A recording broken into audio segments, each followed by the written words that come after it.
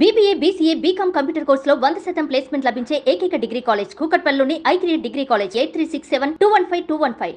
నమస్తే, welcome to Suman TV. నిన్న GV Reddy అధికారికంగా తన రాజీనామాని ప్రకటించారు. అసలు దీని వెనుక ఎవరిది తప్పు ఉంది?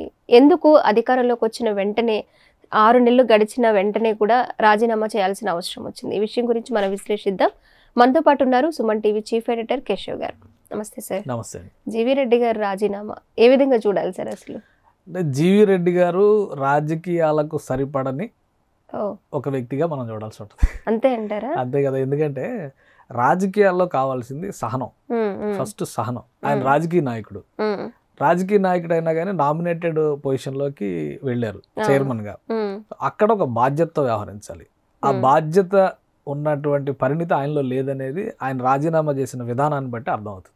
ఎందుకంటే ఫస్ట్ పార్ట్ మనం తర్వాత మాట్లాడదాం, లేటర్ పార్ట్. ఎందుకంటే ఇప్పుడు జరిగింది డెవలప్మెంట్ అదే కదా.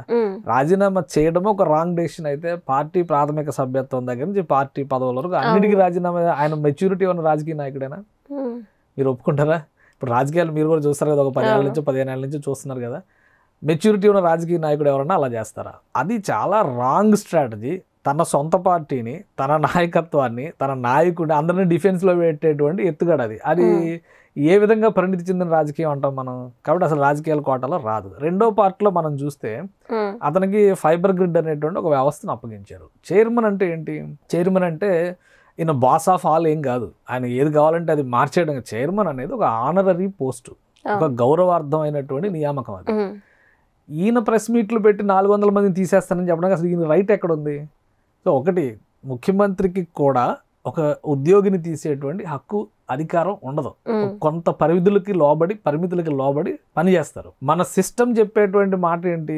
ఒకటి లెజిస్లేచర్ పార్ట్ ఒకటైతే, రెండోది బ్యూరోక్రసీ. అంటే లెజిస్లేచర్ పార్ట్ మొత్తం కూడా పొలిటీషియన్స్ కంట్రోల్లో ఉంటుంది, బ్యూరోక్రసీ అంతా అధికారుల కంట్రోల్లో ఉంటుంది. ఇవి రెండు బ్యాలెన్స్గా నడవాలి, ఒక సమన్వయంతో నడవాలి. ప్రజా ప్రయోజనం కోసం ఈ రెండు ఒకరితో ఒకరు కొట్లాడినా కానీ పెద్ద ఉపయోగం అంటే నష్టం లేదు అన్న రీతిలో మన రాజ్యాంగం నిర్వచిస్తుంది. ఇప్పుడు బ్యూరోక్రసీ మీద ఆయన ఆరోపణలు చేసేటప్పుడు అసలు ఎగ్జిక్యూటివ్ అథారిటీ ఎవరు ఆ వ్యవస్థలో? ఫైబర్ గ్రిడ్ అనేటువంటి వ్యవస్థలో ఎగ్జిక్యూటివ్ అథారిటీ మేనేజింగ్ డైరెక్టర్ కానీ CEO కానీ ఎవరుంటే వాళ్ళు అవుతారు. సో వాళ్ళు డెసిషన్ మేకింగ్. ఇప్పుడు వాళ్ళు ఎవరినైనా ఇప్పుడు మిమ్మల్ని అపాయింట్ చేయాలనుకోండి, వాళ్ళు తీసుకోవాలి. జీవీ రెడ్డి గారు అపాయింట్ చేయలేరు, అలానే జీవీ రెడ్డి గారు రిమూవ్ చేయలేరు. ఒకవేళ ఏమన్నా ఫైండింగ్స్ ఉంటే ఆయన ఇన్వెస్టిగేషన్ అథారిటీగా పనిచేయడానికి కాదు అక్కడ వేసింది. అందులో జరుగుతున్నటువంటి లోపాలను సమన్వయం చేసి వాటిని వెలుగులోకి తీసుకొచ్చేటువంటి ప్రయత్నం చేయాలి. వెలుగులోకి తీసుకురావడం అంటే ఏంటి? ప్రెస్ మీట్ పెట్టి ప్రెస్ ముందర మీ 4 ఊస్టింగ్, మీ 400 మందిని ఊస్టింగ్ నేను ఇచ్చేసిన, ఇది కాదు. ఇది సినిమాటిక్ డ్రామా ఇది. సో ఇక్కడ పరిణితి చెందిన రాజకీయం ఎక్కడైనా కనిపిస్తుందా? ఎవరున్నారో ఆయనే చెప్పాలి. ఇప్పుడు ఆయన మా నాయకుడు చంద్రబాబు నాయుడు గారే అంటున్నారు, పదవులకు రాజీనామా చేశాను అంటున్నారు. ఆయన ప్రొఫెషనల్ గా ఏదో అడ్వకేట్, అది ప్రాక్టీస్ చేసుకుంటా నేను ఉంటాను అని చెప్పి అంటున్నారు. అలాంటప్పుడు అసలు రాజకీయాల్లోకి రాకూడదు. పార్టీ వెనకాల నుండి పనిచేస్తున్న అడ్వకేట్లు కొన్ని 100 మంది ఉన్నారు. దానికి సరిపడా ఉద్యోగాలు వస్తాయి వాళ్ళకు కూడా. ఇప్పుడు ఆయన రాజకీయాల్లోకి వచ్చి 400 మంది అవినీతి పరులు ఉన్నారని చెప్పని వాళ్ళకి వేరే చోట నుంచి వెళ్తూ ఉండొచ్చు, 1.5 నెలకి జీతం ఇస్తూ ఉండొచ్చు. కానీ మీరు ఒక కాంపిటెంట్ అథారిటీ దగ్గర ఈ ఇష్యూస్ రైజ్ చేశారా? ప్రెస్ మీట్ పెట్టి మీడియా ముందర చెప్తే అది నిజం అయిపోతుందా? కొన్ని సోషల్ మీడియా ఛానల్స్ లేదా ఆయనకు నచ్చిన కొన్ని ఛానల్స్లోనే ఆయన పొద్దు నుంచి సాయంత్రం వరకు గోలగోలు చేస్తూ ఉంటే ఉద్యోగాలు తీసేస్తారా? దానికి తగ్గట్టుగా IAS ఆఫీసర్లు, మేనేజింగ్ డైరెక్టర్లుగా ఉన్నటువంటి వ్యక్తులు పనిచేస్తారా? ఇది మెచ్యూరిటీ ఉన్న రాజకీయం ఎట్లా అవుతుంది? ఆ మాత్రం సహనం లేని వ్యక్తి రాజకీయాలకు సరిపడతాడా? అందుకే నేను ఫస్ట్ స్టేట్మెంట్ అది చెప్పా. ఆయనకు సహనం లేనప్పుడు రాజకీయాలకు ఆయన సూట్ కాడని కొంతమందిని చూస్తున్నాం. ఇప్పుడు జగన్మోహన్ రెడ్డినే చూస్తున్నాము. ఎన్ని సంవత్సరాలు పోరాడితే ఆయన ముఖ్యమంత్రి అయ్యాడు. అలానే కేసీఆర్ ఎన్ని ఉద్యమాలు చేసి ఎన్ని సంవత్సరాల పాటు నిలబడితే ఆయన ముఖ్యమంత్రి అయ్యాడు. రాజకీయాల్లో రాజశేఖర్ రెడ్డి 30 సంవత్సరాలు పోరాడితే కానీ ఆయన ముఖ్యమంత్రి కాలేదు. రాజకీయాలకు ఆ సహనం అనేది అవసరము. ఒక ఇష్యూని ప్రజల ముందర నిలబెట్టే ముందర ప్రొసీజర్ అనేది ఇంకా అవసరం. ఈ రెండింటికి క్లారిటీ లేని వాళ్ళు ఇలాంటి పదవులకు అసలు నామినేట్ చేయకూడదు. చంద్రబాబు నాయుడు గారు చేసిన తప్పది. ఆయన ఏదో మీడియా ముందర పబ్లిక్ డిబేట్స్లో మాట్లాడినట్టుగా, టీవీ ఛానల్స్ డిస్కషన్స్లో మాట్లాడినట్టుగా ప్రెస్ ముందరకు వచ్చి స్టేట్మెంట్లు ఇచ్చి ఉద్యోగాలు తీసేస్తున్నాం అంటే మీ దగ్గర అవినీతి జరిగింది, ఇంతమంది జరిగింది, లిస్ట్ మీరు ఎవరి దగ్గర తీసుకెళ్ళాలి? ఇప్పుడు ఫైబర్ గ్రిడ్ అనేటువంటి వ్యవస్థ ఏ పరిధిలో పనిచేస్తుంది? మినిస్ట్రీ ఉంది కదా, దానికి ఇప్పుడు మేనేజింగ్ డైరెక్టర్ మీకు సహకరించలేదు, ప్రిన్సిపల్ సెక్రటరీ ఉంటారు నెక్స్ట్ లెవెల్లో. ఆ లెవెల్లో ఎవరైనా స్పెషల్ సెక్రటరీస్ ఉంటే వాళ్ళ లెవెల్లోకి వెళ్ళొచ్చు. మినిస్టర్ ఉంటాడు, ఎందుకంటే పొలిటికల్ అపాయింట్మెంట్ కాబట్టి మినిస్టర్ ఎవరు, నారా లోకేష్ గారు, ఆయన దగ్గర రైజ్ చేయొచ్చు, చంద్రబాబు నాయుడు గారి దగ్గర రైజ్ చేయొచ్చు. ఇన్ని ఆప్షన్స్ ఉంచి ప్రెస్ మీట్ పెట్టి ఎందుకు రైజ్ చేశారు ఆయన? దానికి ఆయన ఏమైనా క్లారిటీ ఇవ్వగలరా? ఒక వ్యవస్థలో, ఎందుకంటే గవర్నమెంట్ సిస్టంలో నేను చూశాను, నేను చేశాను, ఒక క్లారిటీ ఉంది, అందుకని చెప్తున్నాను కాన్ఫిడెంట్ గా. ఆయన అనుసరించినటువంటి విధానంలోనే లోపం ఉంది, ఎదుటి వాళ్ళకి ఆయన అవకాశం ఇచ్చారు. ఇప్పుడు ఆయన్ని వెనకేసుకొస్తే విధానాన్ని వైలేట్ చేశారనేటువంటి అపవాదు ప్రభుత్వం భరించాల్సినటువంటి పరిస్థితి వస్తుంది. కాబట్టి ఒక మందలింపుగా ముఖ్యమంత్రి చెప్పి ఉండవచ్చు, ముఖ్యమంత్రి కార్యాలయం చెప్పి ఉండొచ్చు, ఇద్దరిని మాట్లాడింది. ఇప్పుడు దినేష్ కుమార్ గారిని కూడా బదిలీ చేశారు కదా, కొంత రిపోర్ట్ తీసుకున్న తర్వాత మినిస్టర్ దగ్గర నుంచి ఒక రిపోర్ట్ తీసుకున్న తర్వాత ఆ రిపోర్ట్ ప్రకారం ఆయన బదిలీ చేయాలని చెప్పి డిసైడ్ చేశారు, జిఐడికి అటాచ్ చేశారు. తర్వాత ఆయనకి పొజిషన్ ఎక్కడైనా ఇవ్వచ్చు, బట్ ప్రస్తుతం అయితే ఇన్స్టెంట్ రియాక్షన్ గవర్నమెంట్ తీసుకుంది కదా, ఆ సహనం ఎందుకు లేదు జీవీ రెడ్డి గారికి? ఇప్పుడు అది ఒక సంచలనాత్మకమైనటువంటి అంశం అవడానికి కారణం ఆయన వ్యవహరించినటువంటి విధానం. ముఖ్యమంత్రి గారు కూడా అపాయింట్మెంట్ చేసేటప్పుడు ఈ వ్యక్తులకి సంబంధించిన ఒక ఉద్యోగం ఉంది, ఒక పొజిషన్ ఉంది, ఉద్యోగం కూడా కాదు, ఒక పొజిషన్ ఉంది. ఆ పొజిషన్కి రెస్పెక్ట్ అండ్ ఆనర్ తీసుకురాగలరా లేదా, దానికి గౌరవాన్ని మర్యాదని తీసుకురాగలరా లేదా, దీని మీద క్లారిటీ ఉండాలి. ప్లస్ ఆ సిస్టమ్ పైన అవగాహన ఉన్నటువంటి వ్యక్తులు, దానికి సంబంధించి పని చేయగలరనేటువంటి వ్యక్తులు తీసుకోవాలి. ఇంకోటి ఏంటంటే ఇప్పుడు ఎమ్మెల్యేలకి ఎమ్మెల్సీలకి వీళ్ళందరికీ ట్రైనింగ్ సెషన్స్ పెడుతున్నారుగా, ఈ చైర్మన్లకు కూడా ట్రైనింగ్ సెషన్స్ పెట్టాలి. చైర్మన్ అనగానే నాకేదో ఒక అద్భుతమైన పొజిషన్, నేను ఎవడైనా తీసేయచ్చు, ఎవడైనా లాగేయచ్చు, ఎవడైనా అవినీతి చేశాడని చెప్పి ముద్ర వేసేయచ్చు అండి, దానికి ఒక ప్రొసీజర్ ఉంటుంది. ఇప్పుడు ఎందుకు రెడ్ బుక్ అని అరుస్తున్నారు, ఎందుకు అరెస్టులు చేయట్లేదంటే ఏం చెప్తున్నారు వీళ్ళు, ప్రొసీజర్ ఉంటుంది, ప్రొసీజర్ ప్రకారం చూస్తారు, తప్పు చేసిన వాళ్ళని వదిలిపెట్టమని, దీనికి కూడా ప్రొసీజర్ ఉంటుంది. మీరు ఛార్జ్ తీసుకుని 6 నెలలు కాలేదు, ఏం జరిగింది అనేది క్లారిటీ మీకు రావడానికి కొంత టైం పడుతుంది. ఏ సందర్భంలో ఏ పరిస్థితిలో నియామకాలు జరిగినటువంటి పైన ఒక రిపోర్ట్ మీరు తయారు చేసుకోవాలి, దాన్ని బట్టి కదా చర్యలు తీసుకోవాలి. ఎక్కడ ఒక సింగిల్ కనెక్షన్ ఇవ్వలేదు అని చెప్పానంటే కనెక్షన్ వెళ్ళి చైర్మన్ గారు ఇవ్వరు కదా, కనెక్షన్ ఇవ్వడానికి వ్యవస్థలు ఉంటాయి, ఆ వ్యవస్థలు పనిచేస్తున్నాయా లేదా చూడాల్సిన బాధ్యత ఎవరిది, మళ్ళీ ఎగ్జిక్యూటివ్ ఆధారం. అసలు ముందు రాజకీయాల మీద అవగాహన ఉండి చేశారా లేక చేశారా అని చాలా మందిలో పరిణితి లేనితనం. ఇప్పుడు ఒకటి రాజకీయాలకి ఒకటి సహనం కావాలి, రెండోది పరిణితి, ఏదే అనుభవం మీద. అందుకే అందరూ కూడా అనుభవం వచ్చిన నాయకులు ఎందుకు ఎంచుకుంటారంటే ఆ అనుభవాన్ని బట్టి ఏమైనా ఉపయోగం జరుగుతుందని. ఇమ్మెచ్యూర్డ్గా ముందు చూపు లేకుండా అనవసరమైనటువంటి వివాదాలను నెత్తి మీద రుద్దుకునేటువంటి కార్యక్రమం ఉండదు. ఈ విషయంలో జీవీ రెడ్డి గారు ఉదంతం ఒక ఉదాహరణ. అలానే పొజిషన్కి తగ్గట్టుగా వాళ్ళు వ్యవహరించలేకపోవడం అనేది వాళ్ళకి ఆ పొజిషన్ పట్ల లేనటువంటి అవగాహన లేమి. ఇప్పుడు ఆయనకి ఒక చైర్మన్ హోదాలో ఆయన ఏమి చేయాలి అనేటువంటి లిమిటేషన్స్ మీద కనుక అవగాహన ఉంటే, ఓ టీవీ ఛానల్లో కూర్చుని 100 మంది లిస్ట్ రిలీజ్ వీళ్ళందరూ దొంగ ఎంప్లాయ్, అసలు మీరు ఏం చేస్తున్నారు? గవర్నమెంట్ సిస్టంలో ఉండి టీవీ ఛానల్లో కూర్చొని మీరు చేయడం ఏంటి? ఒక మేనేజింగ్ డైరెక్టర్ మీద మీరు పబ్లిక్లో ప్రెస్ మీట్లో కామెంట్స్ చేయడం ఏంటి? ఆయన కరెక్టా కాదనే తర్వాత, నేను ఆయన సపోర్ట్ చేయట్లే, ఆయన కరెక్టా కాదనే తర్వాత ప్రొసీజర్లో తెలుస్తుంది. మీరు వెళ్ళి టీవీ ఛానల్స్లో చెప్పడమే రాంగ్ కదా. అసలు ఫస్ట్ మీరు ఎంచుకున్న ఇదే ప్రాబ్లం కదా, ఆ సిస్టంలోనే రాంగ్ ఉంది కదా. కాబట్టి గవర్నమెంట్ ఎట్లా సపోర్ట్ చేస్తుంది? సో ఇలాంటి అంశాలన్నీ అందులో ఉన్నాయి.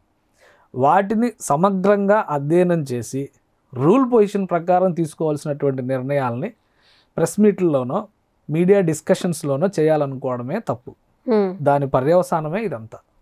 చాలా మంది మీరు ఒక విషయం గమనిస్తే చైర్మన్ పొజిషన్ వచ్చిన తర్వాత ఈ టీవీ డిబేట్లు చాలా తక్కువగా అటెండ్ అవుతారు, దూరంగా. ఏదన్నా సందర్భం వచ్చినప్పుడు వాళ్ళకి సంబంధించినటువంటి అంశాలు వచ్చినప్పుడు మాట్లాడతారు. వీళ్ళు రోజు వచ్చి టీవీ ఛానల్స్లో కూర్చొని మాట్లాడరు. సో ఇదంతా ఎక్కడి నుంచి అవగాహన లేని వాళ్ళని వచ్చినటువంటి సమస్య అనమాట.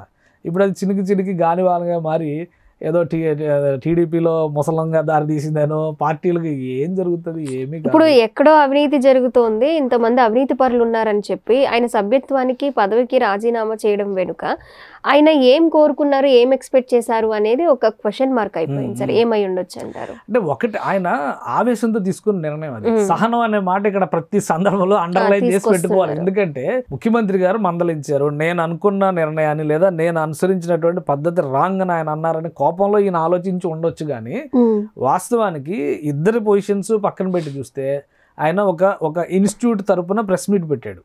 ఆ ఇన్స్టిట్యూట్కి ఈయన హెడ్ ఆఫ్ ద ఇన్స్టిట్యూషన్ ఈయన కావచ్చు, కానీ executive authority of the institution is managing director. Managing director ఆ నిర్ణయం తీసుకోవాలి. 400 మంది ఉద్యోగులు ఈ విషయాల్లో వీళ్ళందరూ కూడా ఎక్కడ పనిచేస్తున్నారో తెలియటం లేదు, వీళ్ళ డేటా ఇలా ఉంది, దీని నుంచి చర్య తీసుకోవాల్సింది మేనేజింగ్ డైరెక్టర్. మీరు మేనేజింగ్ డైరెక్టర్కి రిటర్న్గా లెటర్లు ఏమైనా రాశారా? ఆయన చర్యలు తీసుకోలేదా, తీసుకోకపోతే నెక్స్ట్ లెవెల్ సెక్రటరీ లెవెల్లో కంప్లైంట్ చేశారా, ప్రిన్సిపల్ సెక్రటరీ లెవెల్, ఇది ప్రొసీజర్ కదా ఇదంతా.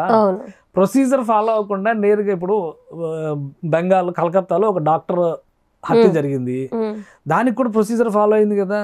వెంటనే వీడియోని అరెస్ట్ అని చెప్పి డిసైడ్ అయ్యా తల తీసేయలేదు కదా, ఓ ప్రొసీజర్ ఉంటుంది. కాబట్టి ఒకవేళ వైలేషన్స్ జరిగి గత ప్రభుత్వ హయాంలో వాళ్ళ మంది మాగదలను కనుక అక్రమంగా ఉద్యోగాల్లో పెట్టి వాళ్ళు ఉద్యోగంలో పని చేయకపోయినా ఎక్కడో ఉండి సేవలు చేస్తుంటే వాళ్ళకి డబ్బులు ఇస్తూ ఉంటే అది with due course of procedure only మీరు చర్య తీసుకోవడానికి అవకాశం ఉంటుంది. మీకు నచ్చని ఒక 400 మంది లిస్టు తయారు చేసుకునో లేదంటే వీళ్ళందరిని తీసేస్తే మనకు నచ్చిన వాళ్ళని పెట్టుకోవచ్చు అనే ఆలోచనతో మీరు నిర్ణయాలు తీసుకోవడానికి అవకాశం లేదు. అది ఫస్ట్ పాయింట్. రెండోది, ఒకవేళ అలాంటి పరిస్థితి జరిగితే ఆ నిర్ణయాన్ని అమలు చేసేటువంటి బాధ్యత ఎగ్జిక్యూటివ్ అథారిటీది. ఇప్పుడు ముఖ్యమంత్రి ఒక నిర్ణయం తీసుకున్నారు, ఫస్ట్ మేము మొదటి రోజే ఈ 5 సంతకాలను పెట్టారు. ఫైల్ ఎవరు తయారు చేస్తారు? ముఖ్యమంత్రి గారు కూర్చొని రాయరుగా, పార్టీ ఎమ్మెల్యేలు అందరూ కూర్చొని రాయరుగా. బ్యూరోక్రసీ ఉంది కదా అక్కడ, బ్యూరోక్రసీని ఎగ్జిక్యూటివ్ అథారిటీ కదా. ముఖ్యమంత్రి ఐడియాలజీ ఇది, ఈ గవర్నమెంట్ ఐడియాలజీ ఇది అన్నప్పుడు దానికి తగ్గట్టుగా పనిచేసే బాధ్యత ఎవరి మీద ఉంటుంది? అధికారుల మీద ఉంటుంది. ఆయనకు సహకరించలేదనుకో, సహకరించే అధికారులు తెచ్చుకునేటువంటి ప్రయత్నం చేస్తారు.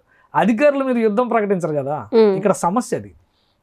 ఈయన ఒక నామినేటెడ్ పొజిషన్లో ఉన్న వ్యక్తి, అక్కడ ఒక ఐఏఎస్ అధికారిగా ఉన్న వ్యక్తి, ఆయన సహకరించకపోతే ఆయనను పక్కకు తప్పించి వేరే వారిని ఎలా తెచ్చుకోవాలి? అది ఒకవేళ సమస్యలో వాస్తవాలు ఉంటే ఆధారాలతో సహా పై లెవెల్లో ఇష్యూ రైజ్ చేయాలి. మంత్రుల స్థాయికి వెళ్ళాలి, ముఖ్యమంత్రి స్థాయికి వెళ్ళాలి. మీరు ప్రెస్ ముందర మాట్లాడడమే తప్పు కదా, మీడియా ముందర ఇదేం ఛానల్స్లో డిబేట్ కాదు కదా. మీరు రోజు వచ్చి సాయంత్రం 7 గంటలకి ఒక గంట సేపు మాట్లాడి వెళ్ళిపోయినట్టుగా అది సాధ్యం కాదు కదా, దానికి చాలా పరిమితులు ఉన్నాయి. అది జీవీ రెడ్డి గారు చేసినటువంటి ప్రధానమైనటువంటి తప్పు. ఆ తప్పును కప్పిపుచ్చుకునే క్రమంలో ప్రభుత్వం ఆయనకి అండగా నిలవలేదనో, చంద్రబాబు నాయుడు గారు ఆయనకు అండగా నిలవలేదనో, చంద్రబాబు నాయుడు గారు మందలించారనో, లేదా అధికారులుగా సంఘం ఆగ్రహించిందనో. ఇప్పుడు ఐఏఎస్ అధికారులు అంతకంటే చాలా దిగజారిపోయిన ఐఏఎస్ అధికారులు. ఇప్పుడు ఐఏఎస్ అధికారుల సంఘం నేరారోపణ రుజువయ్యి శిక్ష పడిన ఐఏఎస్ అధికారుల సంగతి ఏం చెప్తారు? వీళ్ళు ఏమైనా చెప్తారా? లేదు కదా. సో ప్రతి మనిషికి ఒక ఎలాంటి నేరస్తుడికైనా కానీ హ్యూమన్ రైట్స్ ఉన్నాయని మన రాజ్యాంగం చెప్తుంది కాబట్టి ఆ గౌరవం ఉంటుంది. ఐఏఎస్ అధికారులకు కొన్ని రకాల ప్రొటెక్షన్స్ ఉంటాయి, వీళ్ళకి కొన్ని ప్రొటెక్షన్స్ ఉంటాయి. దాన్ని ఏ విధంగా మీరు ప్రొసీజర్లో వెళ్ళి కొట్టాలనేది చూడాలి. కానీ ఆవేశంతో నిర్ణయాలు తీసుకుని ఈ నిర్ణయం అమలు చేయలేదు కాబట్టి నేను అలుగుతానంటే అది ఇంట్లో సమస్య అయింది. ఇప్పుడు ఇలా రాజీనామాలు చేస్తే నానా యాగి చేయడానికి అవకాశం వస్తుంది. కొన్ని రకాల ఆకాంక్షలతో 164 సీట్లు ఇచ్చారు కూటమి ప్రభుత్వానికి. మీ పరిణితి లేని నిర్ణయాలతో దాన్ని అబాసుపాలు చేశారనుకోండి, పరిస్థితులు రేపు మారుతాయి. ప్రజలకు చాయిస్ వీళ్ళు కాతే వాళ్ళు కాతే వీళ్ళు, కానీ పని జరగడం ముఖ్యం కదా, ప్రజలు అదే ఆలోచిస్తారు కదా. కాబట్టి ఇప్పుడు జీవీ రెడ్డి గారు లేకపోతే ఫైబర్ గ్రిడ్ ఆగిపోద్దా? ఆ నిర్ణయాలు తీసుకునే వాళ్ళు ప్రభుత్వం తీసుకుంటారు కదా. అది ఇప్పుడు కూడా ఇంత దుర్వినియోగం జరుగుతుంది అంటే దాని మీద ఎలాంటి చర్యలు తీసుకోవాలంటే ప్రొసీజర్ ప్రకారమే తీసుకోవాలి, అడ్డగోలుగా చర్యలు తీసుకోవడానికి లేదు. అది ప్రధానమైన సమస్య. కొంతమంది నాయకులు ఇంకోటి, కొంతమంది మీడియా, కొంత సోషల్ మీడియా ఇంకోటి ఏం చెప్తున్నారంటే చంద్రబాబు నాయుడు గారు మారలేదు, పాత పద్ధతిలోనే ఆయన అధికారుల మీద ఆధారపడుతున్నారు. చంద్రబాబు నాయుడు గారు కాదు, జగన్మోహన్ రెడ్డి గారు కాదు, ఎవరైనా కానీ అధికారుల మీద ఆధారపడాలి. సిస్టమ్ నడిచేది అధికార వ్యవస్థతోనే. అది బ్యూరోక్రసీని మీరు ట్రెస్ పాస్ చేసో, బ్యూరోక్రసీని ఓవర్టేక్ చేసో మీ సొంత నిర్ణయాలను అమలు చేయడానికి అవకాశం లేదు. అదే కదా కాన్స్టిట్యూషన్ చెప్పిన స్ట్రక్చర్. ఆ పరిధిలో పనిచేసేటప్పుడు వీళ్ళ గౌరవాలు, వీళ్ళకు ఉండేటువంటి హక్కులు, వీళ్ళకు ఉండేటువంటి పరిమితులు, వీటి మూడింటిని బ్యాలెన్స్ చేసుకుని వెళితేనే పరిపాలన సాఫీగా జరుగుతుంది.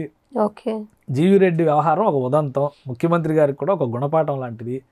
ఇలాంటి నిర్ణయాలు తీసుకునేటువంటి వాళ్ళని, అంటే spur of the moment react అయ్యి నేను రాజీనామా చేసేస్తున్నానంటే ఇప్పుడు వెళ్ళి ఆయన అందరూ బతిలాడతారా? ఆయన గౌరవాన్ని ఆయన పోగొట్టుకున్నారు.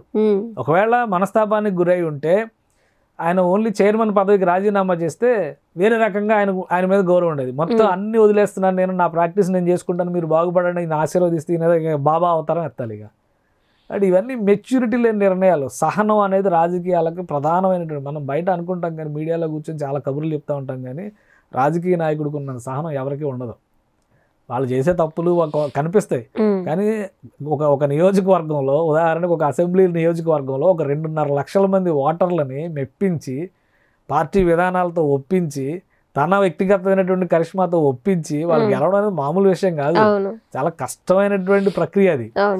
ఐఏఎస్ ఐపీఎస్ కూడా అయిపోవచ్చు చాలా ఈజీగా, ఎందుకంటే కష్టపడి చదివి ఒక ఏడాది, ఒక 2 ఏళ్ళు, 3 ఏళ్ళు, 4 ఏళ్ళు పోషించే వాళ్ళు ఉంటే 5 ఏళ్ళు కనుక కష్టపడి చదివితే ఐఏఎస్ ఐపీఎస్ కూడా అవ్వచ్చు ఎవరైనా. ఈ రాజకీయ నాయకుడు పాత్ర ఉంది చూడండి, అది చాలా కష్టమైంది. మీరు రాజకీయ నాయకుడు పాత్ర ఎంచుకునేటప్పుడే ఈ సహనం అనేటువంటి గుణాన్ని లోపల నాటుకోవాలి.